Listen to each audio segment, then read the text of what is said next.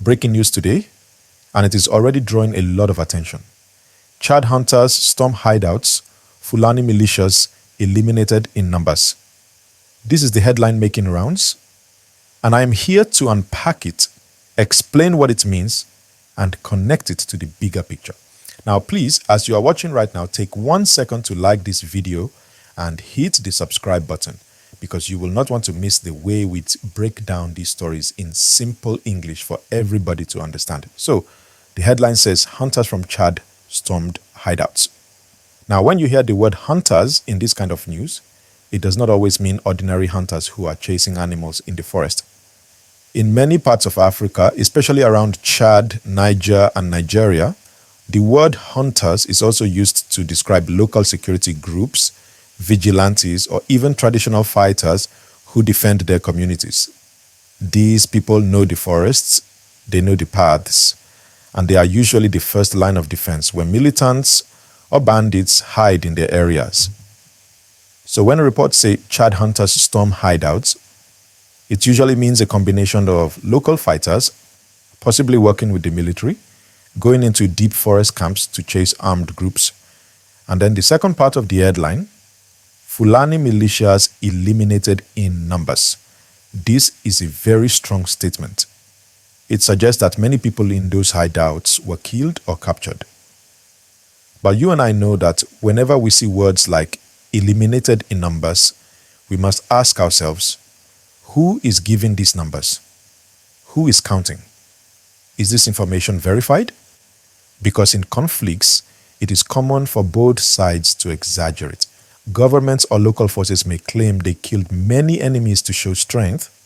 Militias, on the other hand, may also claim they killed many soldiers or hunters to appear powerful. The truth often lies somewhere in between.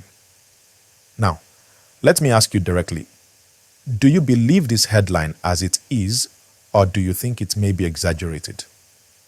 Drop your answer in the comments below. And while you do that, please remember to subscribe if you have not done so. Let us go deeper. Why would Chad hunters or local forces storm a hideout in the first place? There are a few reasons. First, Chad and its neighbors have been dealing with armed groups for many years. Groups like Boko Haram and other militants often move around the Lake Chad region, crossing borders between Chad, Nigeria, Niger, and Cameroon. These groups set up camps in forests, mountains, or villages, and from there they launch attacks, kidnap civilians, or raid markets. Whenever there is an attack on soldiers or villagers, security forces or hunters usually plan revenge missions to chase these groups out.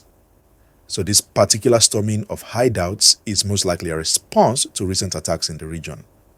It is important to say this. Not all Fulani people are involved in violence. The Fulani are one of the largest ethnic groups in West Africa, and many are peaceful herders moving their cattle. But in the last decade, some groups linked to Fulani identity have taken up arms, becoming militias, kidnappers, or bandits.